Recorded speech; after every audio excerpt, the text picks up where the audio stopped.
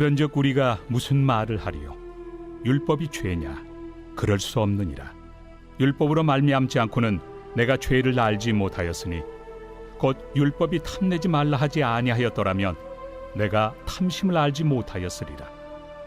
그러나 죄가 기회를 타서 계명으로 말미암아 내 속에서 온갖 탐심을 이루었나니 이는 율법이 없으면 죄가 죽은 것입니다.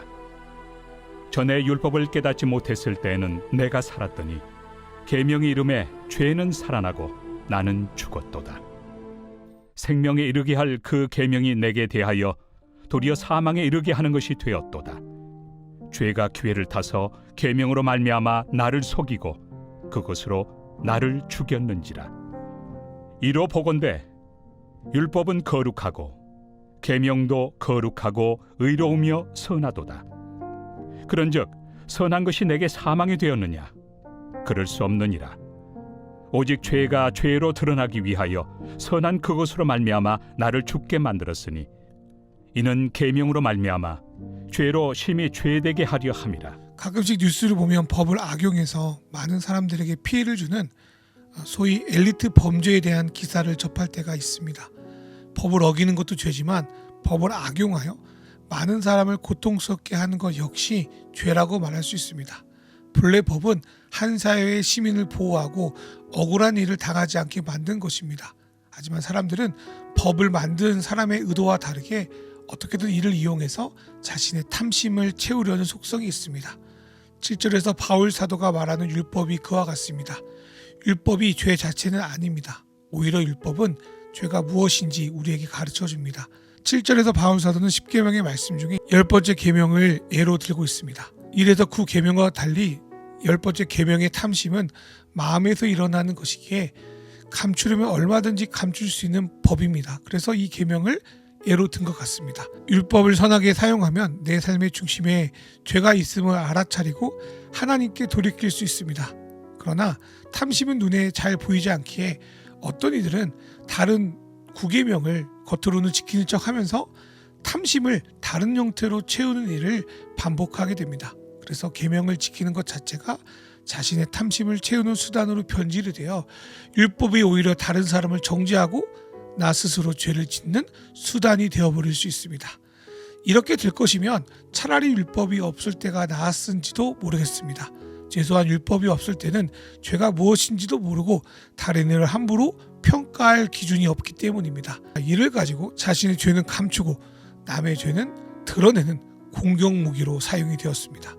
우리는 이러한 일을 누구보다 잘 율법을 지키면서 실제로 다른 이들을 어두운 곳으로 이끌었던 예수님 당시 바리새인 모습을 통하여 확인할 수 있습니다. 10절과 11절은 선악과의 사건을 떠오르게 만듭니다. 어쩌면 선악과에 대한 법은 하나님과 인간이 세우신 최초의 율법 계명이라고 볼 수 있습니다. 하나님이 선악과를 만들고 먹지 말라 한 것은 일부러 인간을 함정에 빠뜨리거나 구속시키려는 것이 아니었습니다. 그때도 지금도 관계를 맺는 것은 반드시 언약, 약속이 따라옵니다. 우리는 약속을 통해서 상대를 존중하고 사랑하는 것을 배우기 때문입니다. 이를 통해 하나님은 인간을 그 약속 아래에서 선하게 통치하시며 인간은 그 계명을 통해 하나님의 하나님의신을 인정하며 그 통치 안에 생명을 누리며 살게 되었습니다. 그러나 이 생명에 이르게 할 그 계명, 선악과를 따먹지 말라는 계명이 사단의 속임수로 오히려 우리를 사망에 이르게 하는 결과로 나타났습니다. 로마서 7장에서 나는 바울 사도 자신을 가리키기보다 죄 가운데 있는 인간 전체를 가리키는 대명사로 보는 것이 더 합당합니다. 사단은 하나님의 계명을 교묘하게 비틀어 인간을 속이고 하나님과의 관계를 파괴하고 결국 죽게 만들었습니다. 그것은 하나님이 모세를 통해 이스라엘 백성에게 준 율법에게도 마찬가지였습니다.